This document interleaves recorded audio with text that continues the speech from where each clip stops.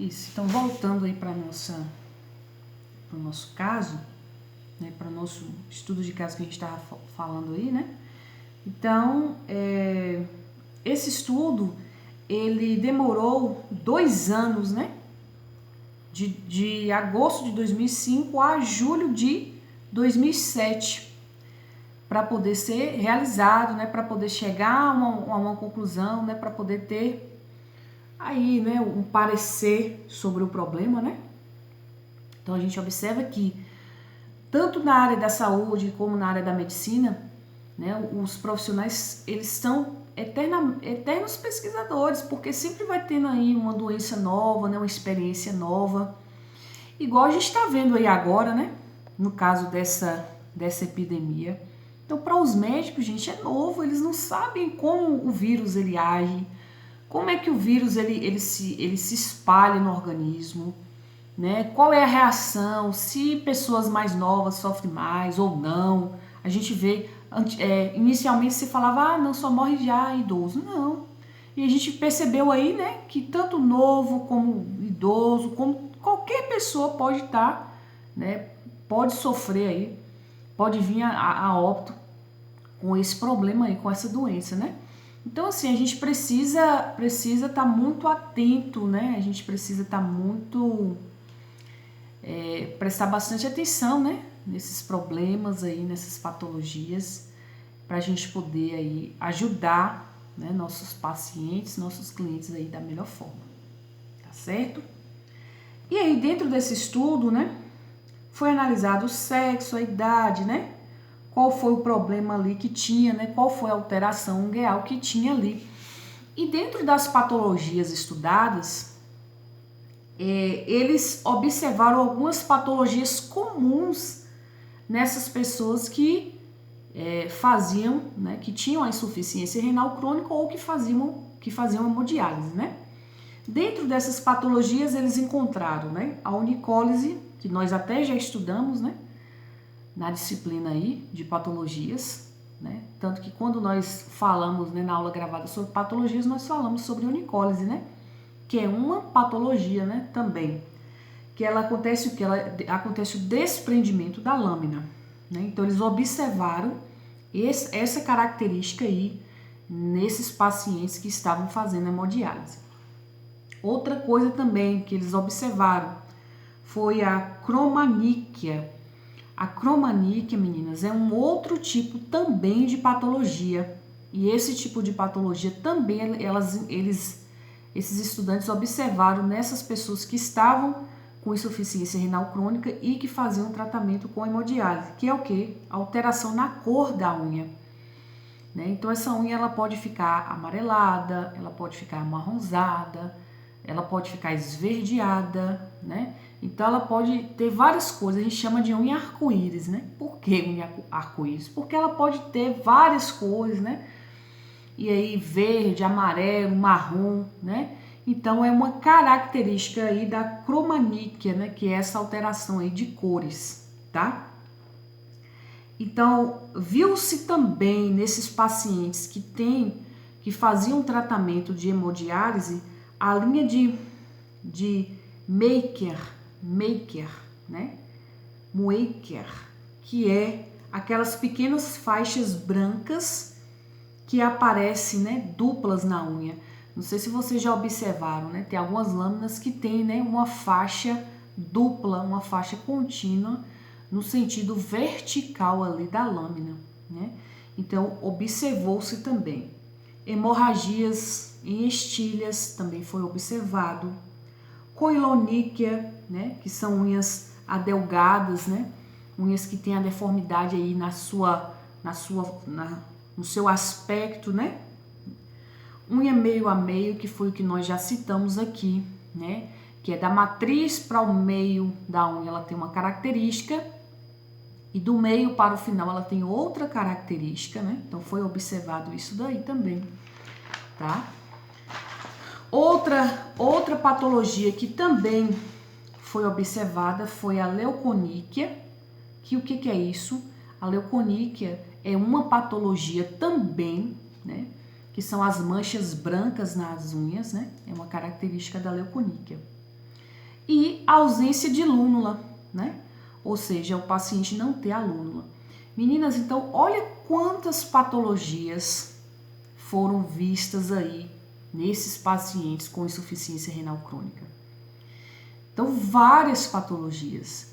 Quando eu falo para vocês, meninas, normalmente todos os problemas que o paciente, o cliente tem na unha está diretamente relacionado com os problemas e fatores internos. Eu quero dizer isso aí para vocês. Porque, na verdade, a unha vai refletir o que está acontecendo internamente. Então, a unha, na verdade, vai refletir o que está acontecendo interno. Então, se a pessoa está sofrendo, né, alguma insuficiência renal, né, ou problema com diabetes, ou psoríase, né, ou algum outro problema, vai refletir diretamente na unha e no cabelo. Então, é isso que eu sempre menciono para vocês, né? Então, por isso que não existe tratamento só externo. O tratamento ele tem que ser interno também. Veja que se vocês atenderem um paciente como esse, por exemplo, não vai ser um paciente que vai se resolver da noite para o dia. Porque esse problema aqui não é um problema que tem cura. A insuficiência renal crônica só vai ter cura se a pessoa fizer um transplante de rim. Para que ela tenha uma qualidade de vida e para que esse sangue ele possa ser filtrado de forma correta, ela vai ter que passar por uma doação de órgão, né? Ela vai ter que fazer esse implante de órgão aí para que ela possa ter uma qualidade de vida e para que o rim novo possa fazer a filtragem aí do sangue de forma correta. Mas até que isso aconteça, até que existe aí, até que aconteça essa interação, né, desse rim novo, né? No caso de um implante, quando se consegue um implante, né? Porque a questão do implante é porque tem que ter um doador, o doador tem que ser compatível, né? Então existem várias questões que estão aí atreladas à questão da doação de órgãos, né? Não é só doar, será que é compatível? Será que é compatível? E todas as questões que estão aí envolvidas com a questão de doação de órgão, então vocês já sabem, né? Mas assim, para a pessoa ter qualidade de vida, ela precisa receber um rim novo, um outro rim, né? Porque o dela não está fazendo o trabalho que deveria fazer. Porque a hemodiálise é para fazer o trabalho do rim dela. Como o rim dela não faz esse trabalho, ela precisa de um outro rim, ou seja, uma doação de rim. Então aí ela vai precisar de um transplante de rim, para que ela possa voltar aí a ter uma qualidade de vida, para que esse rim possa fazer essa filtragem, né, de maneira correta aí, tá certo? E aí, para que possa, né, se ter uma certeza sobre o tipo de micose ali que está afetando ali aquela lâmina aí, é preciso fazer o que? Um teste micológico.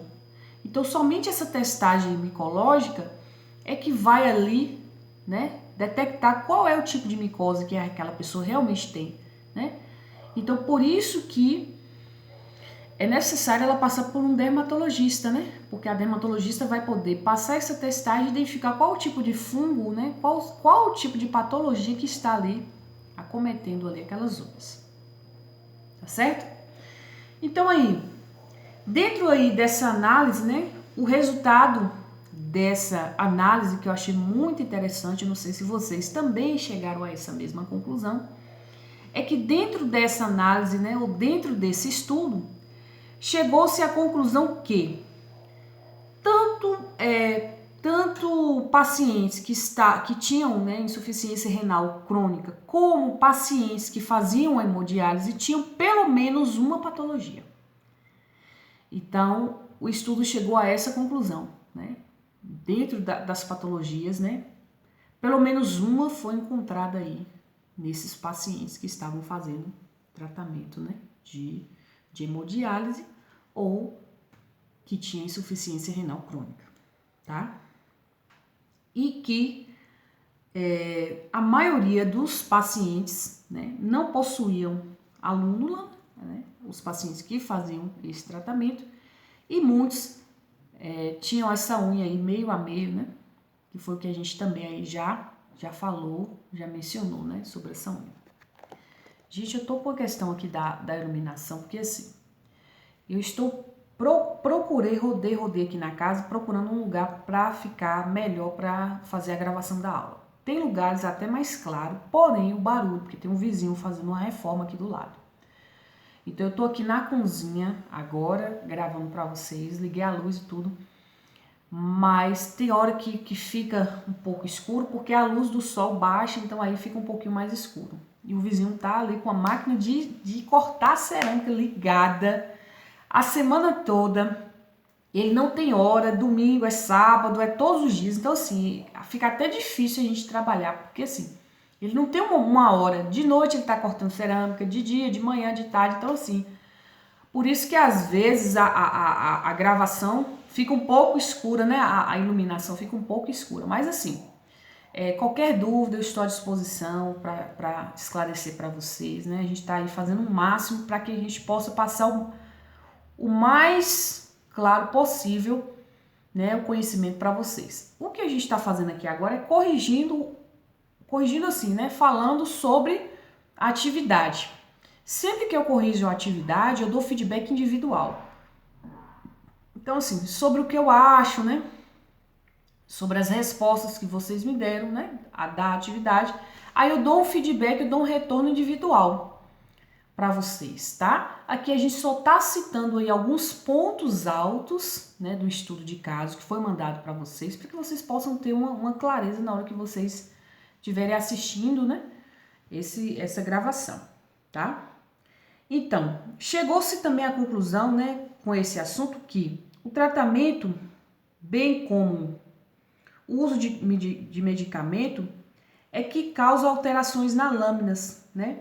Então, remédios como, meninas, que é um remédio muito usado, captopril, e vocês sabem, né, que é o remédio que o pessoal usa para baixar a pressão arterial. É descrito que esse remédio pode causar unicose, que é o desprendimento da lâmina, né? Então, às vezes, o paciente, lá na ficha de anamnese, eu até já falei com vocês, lá na ficha de anamnese, a gente sempre pergunta se a senhora faz uso de algum medicamento, né? Toma algum remédio, faz uso de algum remédio. E, às vezes, por que vocês têm a disciplina de fármaco? Vocês têm justamente para isso, para vocês entenderem, né, sobre medicamento, como o medicamento age no sistema, no organismo da pessoa. Dentro dessa pesquisa aqui, foi observado que pacientes que tomam remédio, né, como o de pressão arterial, sempre vai ter a predisposição também para sofrer de patologias. Então, às vezes a pessoa fala, poxa, eu não entendo por que, eu não entendo por que essa micose minha não sara, eu não entendo por que essa micose minha sempre está aqui. Mas se a pessoa toma captopril, ou se ela toma um outro medicamento, que vai impactar diretamente no sistema dela, no sistema circulatório dela. Então é claro, gente, é óbvio que essa pessoa ela vai ter um problema, uma patologia nessa lâmina.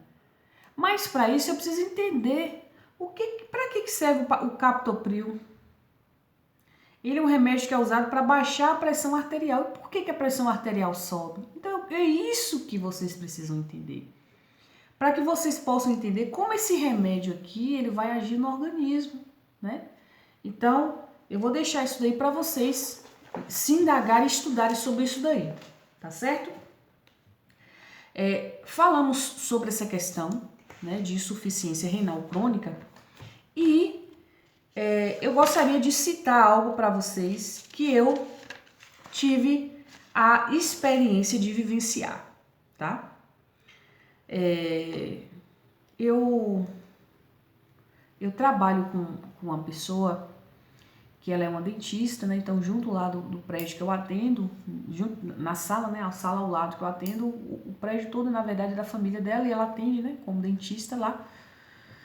E aí, assim, eu tive a oportunidade de vivenciar uma insuficiência renal crônica avançada, né? Nesses últimos 2 meses aí, eu tive essa experiência, eu tive como vivenciar esse caso, né, de insuficiência renal crônica e eu vou relatar para vocês aqui. Essa pessoa não foi meu paciente, não foi meu cliente, porém eu acompanhei, como se diz, né, eu acompanhei de perto por conta de ela ser uma profissional e como a gente sempre tem contato, ela sempre ia me relatando, né? Como é que estava aí o irmão dela, o que ele sentia, né? Quais eram os sintomas que ele tinha, né? E assim, é uma doença que é triste, porque na verdade toda doença é triste, né? Mas a pessoa vive como se cada dia fosse o último, né? Assim, a pessoa não tem uma perspectiva, não tem uma perspectiva a longo prazo, né? Porque ela pode morrer a qualquer momento, né? É uma incerteza muito grande. A gente sabe que a vida da gente é um sopro, né? Isso a gente sabe. Mas quando você você convive com isso assim tão de perto, né? Você fica, porque querendo ou não, uma pessoa que tem uma insuficiência renal, ela depende do outro, né? Ela depende do outro muitas vezes para se locomover, porque como ela não tem um retorno venoso rápido, então os membros, né, inferiores, né, pernas e pés já fica comprometido, né? A pessoa ela sente um cansaço muito grande. Então, assim, qualquer mínimo esforço que a pessoa faz, a pessoa já está morrendo de cansaço, né? Tanto que para subir a escada, essa pessoa ela demorava cerca de 2 horas. Uma coisa que uma pessoa comum subiria assim em 5 minutos. Essa pessoa subia, gastava 2 horas para subir. Então aí vocês imaginem a dificuldade que esse paciente estava tendo, né? E aí a doença ela vai comprometendo tudo, né? Ela vai, a gente sabe que a parte circulatória do nosso corpo é fundamental para o funcionamento do nosso corpo como um todo. E aí essa pessoa ela veio sofrendo com essa doença há muito tempo, né? Então, contando um pouquinho, né, desse paciente, era um paciente jovem que sofria, né, insuficiência renal e que desde novo, desde muito cedo na vida, foi privado de muitas coisas por conta de ter a insuficiência renal crônica. Sempre com a imunidade muito baixa, então aí as doenças oportunistas sempre encostam, né? Com dificuldade de andar e de realizar atividades básicas do dia a dia. Meninas, para vocês terem uma noção, essa doença é tão séria que a pessoa ela encosta pelo INSS quando ela é portadora de insuficiência renal crônica. Por quê? Porque ela não consegue fazer muito esforço. Ela não consegue pegar muito peso, ela não consegue andar rapidamente, ela não consegue fazer atividades, coisas que a gente faz assim piscando, né? Rápido, essa pessoa não consegue. Então a gente resume, né? Não tem qualidade de vida, né? Essa pessoa realmente ela vive bem delimitado, né? Não consegue realizar feitos comuns que a gente consegue. Então aí, no caso deste caso que eu estou contando para vocês, essa pessoa ela foi encostada pelo INSS, ou seja, ela era aposentada, né? Ela era aposentada porque ela não conseguia trabalhar, não conseguia pegar peso, né? Fazer outras atividades comuns, andar de forma rápida, entre outras. E aí, sempre convivia, né, com a questão da hemodiálise, né? Então, a hemodiálise para uma pessoa que tem doença de insuficiência renal crônica, tu tem que fazer hemodiálise, né? Isso aí é um fato, né? E aí essa pessoa fazia também. E aí tinha muitas dificuldades, né? Junto com isso veio as complicações periféricas. Então, quando a gente fala disso aqui, é onde a gente entra no que aí sempre quando eu vejo um caso, aí eu sempre lembro da gente, né, de vocês que estão estudando, e sempre lembro do que a gente vê, né, nos casos aí nos gabinetes de podologia. Então, juntamente com essa doença aí desse paciente, que eu tive a oportunidade de, né, vivenciar assim mais de perto, veio aí as complicações, né, nas pernas e nos pés. Porque como vocês sabem, o sangue ele é bombardeado, o coração bombeia o sangue, né? O sangue desce, né, para a parte periférica do nosso corpo, né, que são as pernas e os pés, depois ele sobe novamente. Então, uma vez que eu tenho essa parte aí comprometida, né, desse retorno venoso do sangue, eu vou ter o quê? Eu vou começar a ter o trombo das veias e artérias. O que é o trombo? É um entupimento, né? É o entupimento dessas veias e artérias. E junto com o trombo, né, o trombo e o entupimento dessas veias e artérias, eu vou ter aqui o quê? O que vai acontecer ali? Aqueles tecidos vai necrosar. Porque o que leva oxigênio, o que leva nutrientes para aqueles tecidos é justamente o sangue. O sangue leva oxigênio e leva nutrientes. Uma vez que esse sangue não passa, que essa veia está entupida, aquela região vai necrosar. Se aquela região necrosa e eu não tenho uma imunidade boa e eu já estou com problema de circulação, então eu vou ser um candidato fortíssimo para uma amputação, que foi o que aconteceu aqui neste caso, né? Voltando ao caso desse rapaz, aconteceu tudo isso com ele, né? Ele tinha 44 anos e ele teve essas complicações, né? Dessa doença de insuficiência renal crônica, e ele teve que amputar um membro, né? Um pé. Ele teve que fazer a amputação desse pé para ver se resolvia, né? Para ver se conseguia ter uma melhora aí desse retorno sanguíneo. Porém, sem resultado, né? Sem resultado, esse paciente fez essa primeira amputação, o médico sugeriu que fizesse uma outra amputação, né? Para ver se conseguia aí ter uma melhor resposta da necrose, né? Que já tinha tomado uma abrangência maior do que só o pé. E aí vem todos os fatores, né? Questão emocional, que fica muito abalado, né? A pessoa perder um membro não é fácil. Uma pessoa que já está nessa condição, que depende de outras pessoas, ficar sem um membro significa depender ainda mais de outras pessoas, né? Ele perdeu, né, esse membro, teve a amputação desse membro aí, que foi o pé. E aí, só que a infecção dele foi se agravando, né? Ele teve maiores complicações, a pressão arterial dele subiu, ele teve aí o quadro dele, né, piorou, né? Ele teve um derrame cerebral, né? E logo ele veio a óbito, né? Ele faleceu essa semana, dia 16/9, ele veio a óbito, com uns 44 anos, com IRC, que é doença, insuficiência renal crônica, né? E ele fazia tratamento de hemodiálise. Então a gente percebe como é que uma coisa que a gente está estudando, né? Uma doença que a gente está estudando e que está tão assim perto da gente, né? Às vezes tem pessoas conhecidas, né? Amigos e parentes que têm o problema e aí a gente deixa passar batido, né? Se a gente tem um conhecimento e a gente sabe as complicações que a doença causa, então vamos alertar, né? Vamos procurar ajudar, né, as pessoas que estão próximas. Então assim, eu nunca vi esse rapaz. Eu acompanhei a história dele porque a moça que eu trabalho, né, a sala que eu trabalho, é a irmã dele que é dona. Então assim, sempre eu conversava com ela e ela sempre me relatava: olha, Jorge, não tá bom.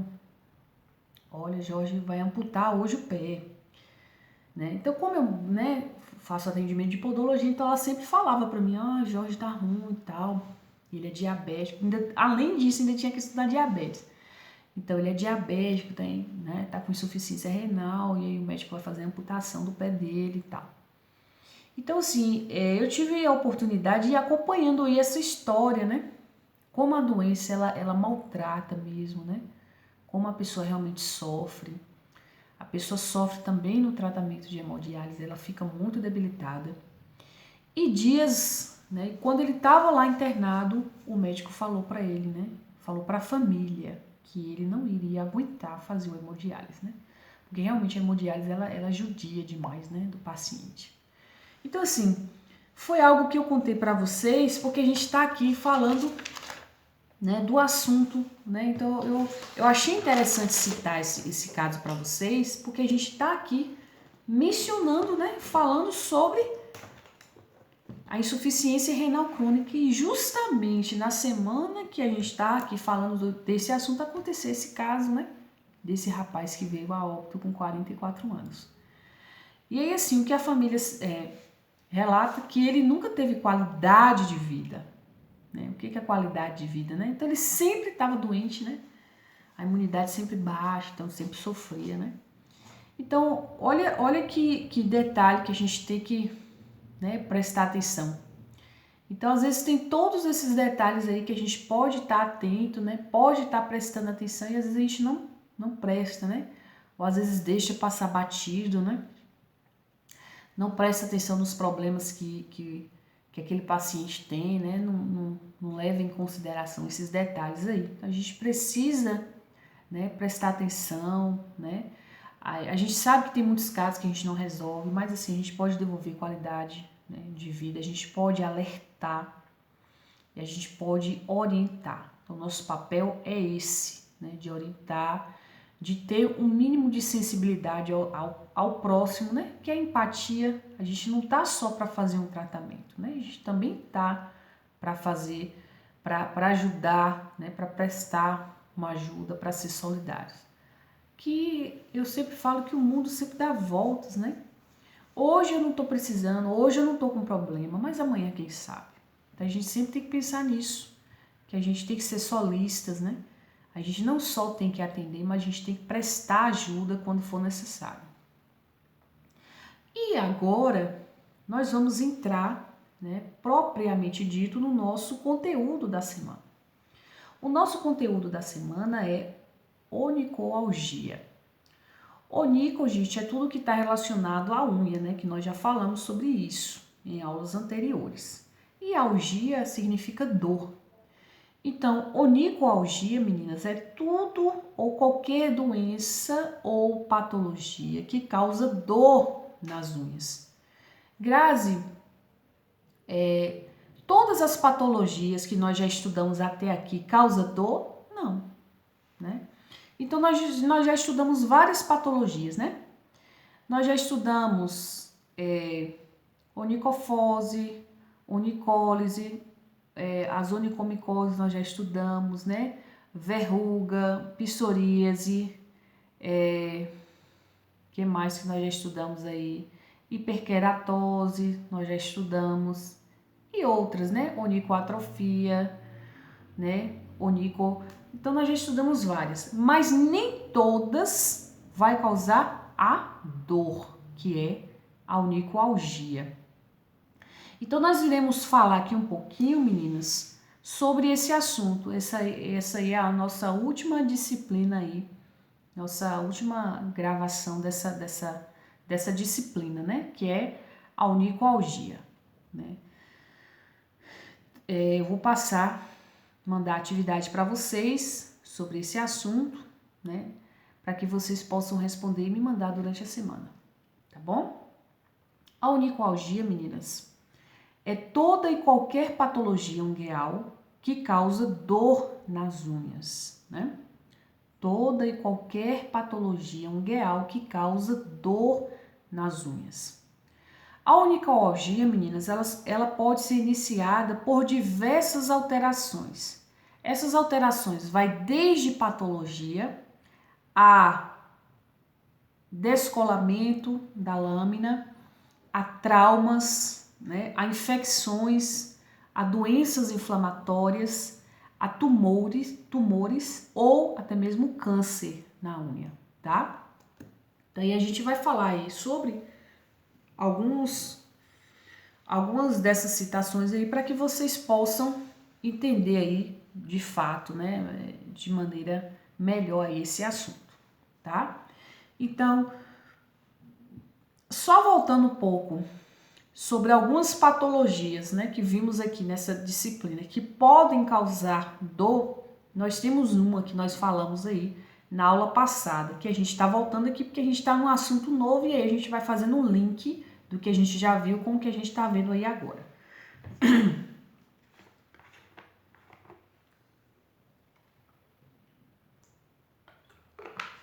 Então, uma dessas patologias aí que podem causar dor é a unicólise. Porque a unicólise, meninas, é o desprendimento da unha do leito. Então, esse desprendimento, vocês imaginem aí, né? Pode sim causar dor. Então, esse desprendimento pode acontecer devido a alguma doença ou algum trauma, né? Imagine a pessoa bate o pé no canto de alguma coisa, no sofá, ou cai um peso em cima e essa unha ela se desprende. Então, aí vai causar dor. Eu não sei se já aconteceu aí com alguma de vocês, né? Esse fato, mas é uma dor, eu falo porque já aconteceu comigo, viu? É uma dor insuportável. As pessoas, porque na verdade a lâmina ela tá presa ao leito. Então você imagine você sofrer um trauma que vai desprender a lâmina do leito. Então imagine aí a dor que isso não vai causar, uma dor insuportável, tá? Então é onicolgia, né? A unicólise pode provocar onicolgia, que é a dor na lâmina, tá? Outra coisa, meninas, que causa muita dor na lâmina também, que a gente sempre escuta o relato dos pacientes, dos clientes, é a paroníquia. A paroníquia, ela causa muita dor também, né? Tanto que tem pessoas que falam, gente, é como se tivesse pulsando minha unha tá latejando, né? As pessoas, e tem dedos, né? Tem pessoas que o dedo, gente, fica quente. Então é uma dor que é como se fosse, tivesse assim pulsando. Então tem pessoas que sentem muita dor, né? No caso da paronique, que também é conhecida como unheiro, né? Que é aquela unha que fica nas pregas periungueais avermelhadas e muitas vezes sai pus. Então esse cliente, esse paciente, ele sente muita dor, muito desconforto, né? Nessa lâmina por conta desse processo inflamatório que fica ao redor de todo o dedo, tá? E muitas vezes vem com edema, né? Que é um inchaço. Então, além de estar doendo, além de estar pulsando, além de possuir essa cor aí avermelhada, ainda tem a questão desse edema, desse inchaço, tá? Outra coisa que pode causar a onicolgia, que é a dor, né, nas unhas, que é bem comum e a gente vai pegar assim, gente, igual feijão com arroz, é a onicocriptose. Então, a onicocriptose, meninas, ela vai doer não só a lâmina, mas tudo que está envolvendo ali a lâmina. Vai doer o leito, vai doer as pregas periungueais, vai doer o eponíqueo, vai doer o hiponíqueo, vai doer tudo. Tudo que está relacionado à unha, a onicocriptose, ela vai causar dor. Então, enquanto não se resolver, enquanto não se tirar, né, o pedaço ali o fragmento de unha que tá ali, não vai sarar. Então aquela dor ali vai ficar persistente, né? Vai ficar latejando ali, muitas vezes com inchaço, com edema, com secreção, com sangue. Então a gente tem ali todo o comprometimento, né? Tanto na parte inflamatória, tem o surgimento de edema, tem a questão inflamatória, tem a questão infecciosa, né? Então, inflamação, vermelhidão e dor, infecção, surgimento de pus, edema, que é um inchaço, né, e a vermelhidão. Então a gente vai ver tudo em um só caso, que é a onicocriptose, né? Então a gente presencia tudo, né? Toda essa coisa aí. A onicoatrofia, muitas vezes, essa onicoatrofia, quando ela nasce, não, né? Às vezes o indivíduo ela já nasce com a unha atrofiada, ou seja, a pessoa já nasce sem a lâmina, né? Mas no caso de uma pessoa que sofreu com uma onicoatrofia, gente, o que é sofreu, professora, com a onicoatrofia? Caiu um peso em cima, ou alguém pisou, né? Então isso aí é porque ela sofreu um acidente ou qualquer outra coisa, ela vai sentir muita dor, né? Então porque o sangue ele fica pisado, né? Abaixo ali do leito, né? Que é onde rompeu ali todos os vasos, né? Causou ali um trauma ali, né? E aí a pessoa vai sentir muita dor. E essa dor vai, ó, latejar e pulsar. tá? Então a pessoa pode sentir sim muita dor, né? Então tumores na unha também pode causar onicolgia, que é dor. Professora, como é que eu vou saber que é um tumor, né? Então a gente tem aí meios, né, indícios que vai aí nos indicar que aquilo ali não tá normal, tá? Como o glâmico, por exemplo, que é um tipo de câncer que ele vai causar dor na unha e só vai melhorar quando a pessoa fizer uma cirurgia. Então imagine,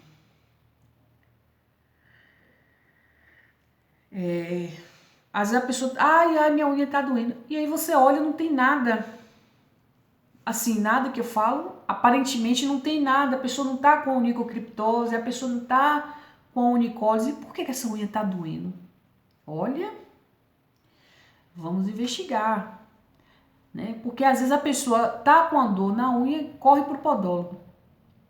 Porque, né, o podólogo vai resolver o que eu dou. Só que aquela dor, vocês estão vendo ali que aparentemente não tem nenhuma patologia que você estudou. Não tem onicólise, não tem onicofose, não tem nada. Então, se não tem nada que vocês estudaram, é aí que tá a coisa. Então, vamos sondar. Então, para você saber que um diagnóstico de um tipo de câncer, você tem que passar por um dermatologista. Aí você vai encaminhar esse paciente para um dermatologista, que vai fazer uma cultura ali daquela unha para saber qual é o problema, qual é a patologia que aquela paciente tem. Entendeu? Então é isso que a gente precisa entender, é isso que a gente precisa orientar e sondar em nossos clientes e nossos pacientes, tá? Algumas infecções, né, também podem afetar a unha e pode também causar dor nessa unha, né? Mas para que a gente conheça melhor, para que a gente possa diagnosticar melhor, a gente precisa conhecer as patologias, né? Está lendo com frequência, meninas. Para vocês terem uma ideia, em Belo Horizonte tem um hospital dos pés. Só para vocês terem uma ideia, né? Então, o que isso significa dizer para a gente? Né? Então, se Belo Horizonte tem um hospital dos pés, significa dizer o quê? Que existe patologias que a gente nunca nem viu.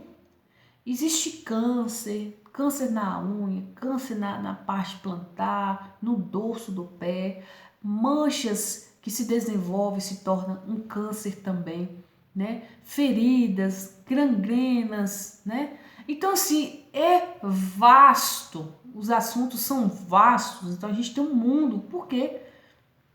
Porque são muitas doenças ali que existem. Então a gente precisa estar fazendo o quê? Estudando sempre, né? Sondando sempre, para que a gente possa, sim, ter um melhor entendimento, né? Para que a gente possa ajudar nosso cliente, nosso paciente, né? Da melhor forma. E aí, tem tumores nas unhas também.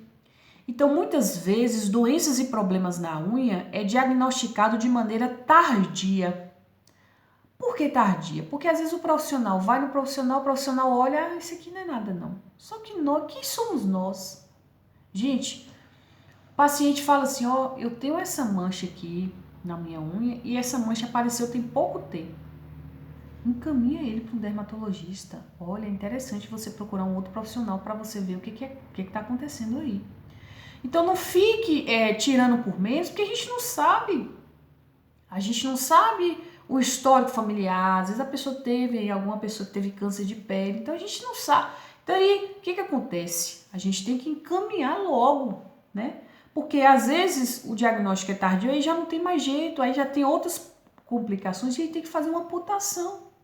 Então aí às vezes a pessoa vai perder um membro, né? Porque aquele membro ali deu metástase por causa de uma falta de diagnóstico, né? Então a gente precisa estar atento porque nós estamos na área da saúde, nós não vendemos couve e alface na feira, né? Nós estamos na área da saúde, então nós temos o quê? Uma responsabilidade com o cliente, com o paciente, né? Então a gente tem que estar atento. Por exemplo, o carcinoma, gente, ele é um tipo de câncer, né? Ele é um tipo de câncer maligno, né? Ele aparece no leito da unha, ou seja, a base da lâmina, abaixo da lâmina, né? E que não cicatriza. Gente, preste atenção. A pessoa tá com uma ferida, né? Abaixo ali do leito da unha, a gente não tá vendo. Só que essa pessoa volta e meia tá falando pra gente: isso não sara, isso não melhora, isso não seca. Já tem anos que eu tô com isso. Ela já tá dando todas as setas pra gente. O que a gente vai fazer? Encaminha aí pro profissional aí, dermatologista, que vai examinar ali, fazer, né? Fazer ali recolher o material ali para fazer uma análise. Então, se você está ouvindo o problema, aí você fala, ué, eu não resolvo aqui no leito. E você já vê que é algo anormal, ó. A pessoa está com uma ferida no leito. Não é normal. Vocês estão entendendo? Então, não é só ouvir, é encaminhar para que possa aí ter um resultado. Então, quando a unha tá com a micose, né? E normalmente ela dura muito tempo. Quando a unha tá com a micose, normalmente ela fica dura. Calma lá, deixa eu me perdi aqui. Então, na verdade, a gente precisa ajudar esse paciente, né? Porque às vezes a pessoa tá falando pra gente, eu tô com isso aqui há anos e não se resolve. Gente, não se resolve por quê? Porque não é uma coisa simples. Se não é uma coisa simples, então vamos procurar uma investigação mais detalhada. E aí que a gente precisa, né, encaminhar aí esse cliente, esse paciente. O melanoma, meninas, também é um outro tipo de câncer. E esses vocês vão ver muito aí nos consultórios de podologia. Só que nós da área, a gente não pode dar nenhum diagnóstico. Por exemplo, falar assim, você está com câncer. Nós não podemos fazer isso. Primeiro, porque a gente vai estar assustando o nosso cliente, nosso paciente. A gente não faz isso. Segundo, nós não temos formação para poder dar um diagnóstico de câncer ou não, né? Até porque um diagnóstico desse tem que ser examinado, tem que ser feito exames, cultura aí para que possa se ter um diagnóstico. Então, o que aparece embaixo da unha e que surge atrás da cutícula onde a unha cresce. Então, esse câncer aqui, o melanoma, ele aparece no leito, na parte ali de baixo da unha, como aparece ao redor também da unha e pode crescer junto com a cutícula. Qual é, professora, a característica aí desse tipo de câncer na unha, né? Então, a gente vê aí o quê?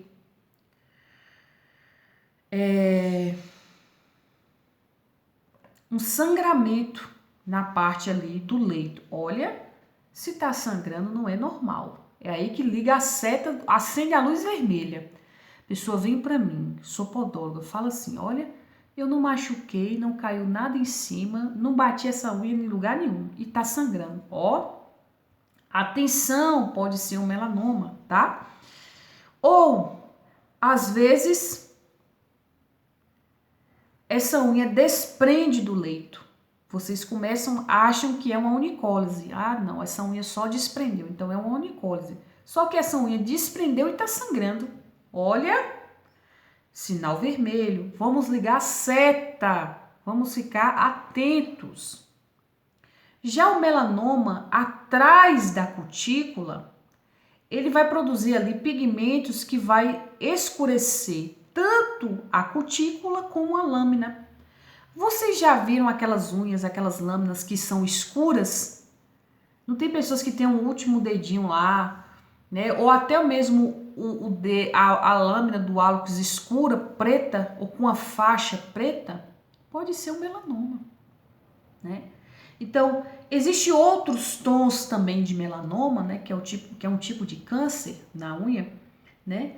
Que aí é essencial fazer um diagnóstico para que se tenha aí uma precisão, né? Pois existem outras razões também para que essa unha ela mude de cor, né? Ou para que esse pigmento ele mude de cor. Mas esse pigmento ele pode ser amarronzado, ele pode ser aí está mais puxado para o roxo ou até mesmo para o preto. E aí a gente precisa ter um olhar preciso para a gente poder aí encaminhar esse paciente para um profissional para que possa ter um melhor diagnóstico. Essa unha, essa lâmina preta, ela pode ser um melanoma, ela pode ser um câncer, né? Que vai aí também provocar a onicoalgia, como também ela pode existir outras razões, né? A pessoa ela pode ter uma pinta nessa unha, ela pode ter manchas raciais ou algum trauma que ela venha ter sofrido ali. Então é por isso que na ficha de anamnese é que vocês vão descobrir. Já sofreu algum trauma? Caiu alguma coisa em cima dessa unha ou não? Então vocês vão sondar, procurar descobrir. Tem a questão das manchas raciais. Então tem pessoas que têm, né, melanoma bem acentuado, né, da questão racial negra, né, realmente tem muitos, né. A maioria de pessoas que são negras muitas vezes tem essas unhas aí um pouquinho mais escurecidas ou com faixas pretas, né, ou com faixas marrons. Então às vezes está ligado, né, à questão racial. Então por isso é importante a gente direcionar esses pacientes para um dermatologista. E porque depois do resultado, né, será feita aí a dermatologista vai ver se vai ter que ser feita a remoção da lâmina ou se vai ter que ser feita ali a amputação para retirar a metástase, para que esse câncer ele não se alastre, né, para outras partes ali do pé, tá? Então, existem tumores, meninas, benignos que também pode causar dores nas unhas, tá? O tumor de unha também pode se manifestar de forma benigna, chamamos de glâmico, né? Sendo mais comum do que a gente pensa. E é benigno por quê? Porque provoca muita dor e provoca muita dor em temperaturas baixas e quando se bate o dedo ou quando se mexe. Então vocês têm um paciente que vocês vão fazer um atendimento. Triscou no dedo, ai, tá doendo muito, não aguento não, muita dor, não. Ó, sinal vermelho, alguma coisa tá errada, entendeu? Sensibilidade, meninas, qualquer pessoa pode ter. Eu vou mandar uma ficha de anamnese para vocês verem, e aí pergunta, você tem muita sensibilidade à dor? Justamente por isso a gente tem que saber. Muita, pouca, suportável, moderada. Tem pessoas que você nem pegou já tá gritando lá. Então, não é porque ela é fresca. Aí às vezes a pessoa fala, poxa, fulano é fresco. Fulano não aguenta nada. Não é porque a pessoa é fresca. Às vezes a pessoa tá com câncer lá na unha. E aí você, por falta de conhecimento ou de sensibilidade com aquela questão ali, tá falando, poxa, mas eu nem peguei, como você tá sentindo tanta dor assim? Só que nesse tipo de câncer aqui, de tumor, a pessoa sente muita dor, tá? Então por isso que a gente tem que tá fazendo essa sondagem. Ele é caracterizado por uma lesão azulada na unha ou uma faixa vermelha sendo retirada somente de forma cirúrgica. Então, às vezes, esse paciente aí, ou ele está sentindo muita dor nessa lâmina, ao pegar, né, ou quando ele está em alguma temperatura que esteja muito baixa, né, ele sente muita dor, ou quando mexe nesse dedo, essa pessoa sente muita dor. Ou uma outra característica desse tipo de tumor também é uma faixa, meninas, uma faixa vermelha ou azulada. Se a pessoa está com aquela faixa ali, em uma das laterais da unha, vermelho ou azulado, ó, ligar aí a seta, ligar o sinal vermelho para investigar. Isso não é normal, vamos sondar isso daqui. Então vamos ser pesquisadores, né? Vamos procurar aí ajudar nossos clientes, tá? Então nós vimos aqui que a onicoalgia, meninas, ela pode ser causada por vários fatores. Tanto as Tanto as patologias podem causar a onicoalgia, que a onicoalgia é a dor na unha, como vimos aqui também no caso de tumores, né? No caso de tumores, né? Também pode causar a dor na lâmina, né? Na unha. E traumas também, né? Vimos que tudo isso aí está ligado, né? A onicoalgia, né? Que é a dor nas unhas. Então, essa dor pode ser provocada por traumas, pode ser provocado por algumas patologias que nós já estudamos e pode ser provocada por câncer e tumores nas unhas. Então, tudo isso aí pode provocar onicoalgia. E é por isso que nós precisamos fazer o quê? Sondar para melhor dar o diagnóstico e procurar ajudar nossos clientes, nossos pacientes de maneira adequada e de maneira correta.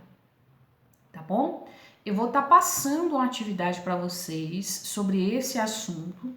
Eu vou colocar lá uma foto para que vocês analisem essa foto e para que vocês respondam as questões lá sobre a foto que vocês vão ver lá, tá certo? Eu aguardo as atividades, pessoal que não mandou ainda as atividades, mandem, tá? E aí a gente vai acertar, segunda-feira nós teremos nosso encontro para a gente discutir sobre a foto da semana que eu mandei para vocês e a gente vai discutir, tá certo?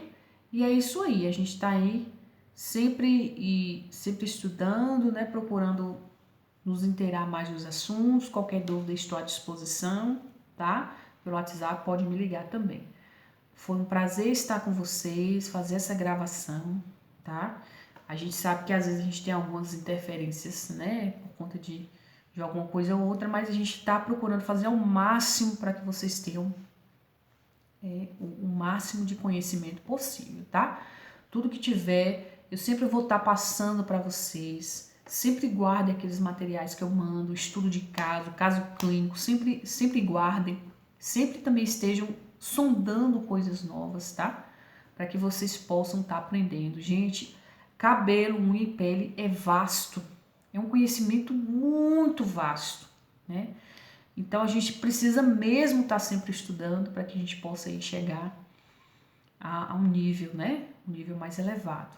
Eu agradeço a atenção de vocês, espero que vocês tenham um bom dia, tá? E aí até nosso encontro de segunda-feira, tá bom? Um grande beijo para vocês e um bom dia a todas.